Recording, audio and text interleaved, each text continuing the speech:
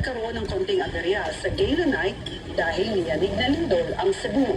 I would say they are more than 1 year ready for hosting our preliminaries, which is the swimsuit and long gown competition. And of course, I just hope and pray that we will not be struck by an earthquake again.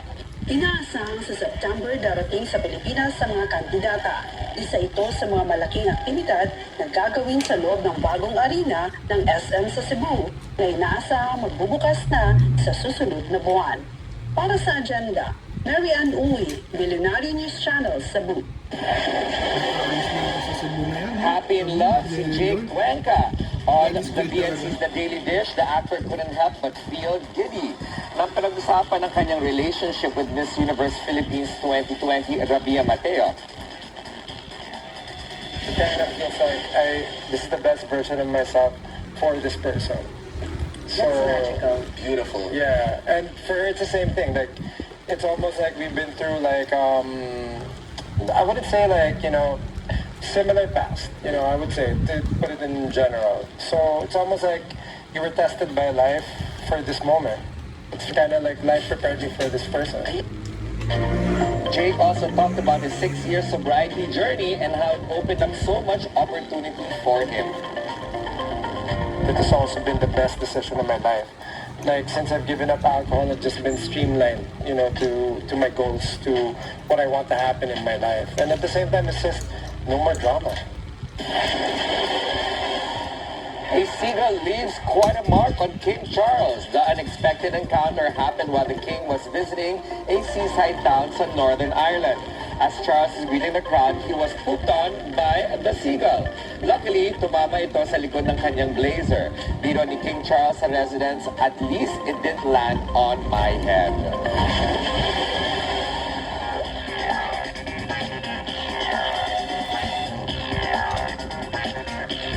Si Robin nagsalita, buboto ko sa senador ko. Matapat siya na sa corruption. Masabi siya ng maayos, wala siyang extra baggage corruption. Sabi nila, hulog ng langit. Hulog ng langit. Sana ikaw na lang. Sabay-sabay pa tayo. Ikaw na lang. Mauna ka. Kasi tingnan natin kung swertihin ka. Yun ba yun? Ang swerte. Hindi sa tama. Ganun lang yun. Alright. So, is it a better day today? I think it's a calmer day today. It's a calmer day today. At sana, mas lumiwanag pa ang lahat ng mga sulok na madidilim. Ano na hinihintay mo? Ano na naman ang pinaghandaan mo? Handa ka na naman. Ano ka ngayon? Ha? Ililid ka dun sa... Alin? Papabayaan ka na namin. Go, Willard. Ang sabi kasi ngayon ng update dun sa kwento kahapon, may kamustahan naman pala. Kinumusta ng mga minority senators. Oo, dahil meron silang chat group. Oo. At saka doon sila nag-send ng messages. Oo. So, parang siguro, Ilang manok palpak kagaya ko na si lang? Senator Pia, pag may namumusta, hindi ako sumasagot. Dalawa sa akin. Alam mo bakit?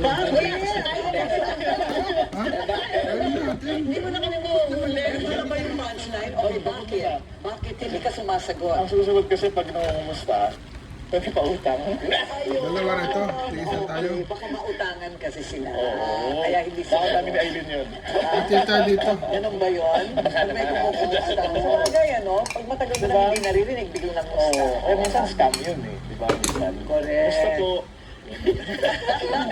Willard, mas maganda yung kahapon mo. Mas maganda yung kahapon. Mas benta yun. Okay. Wala ka ng kredibilidad sa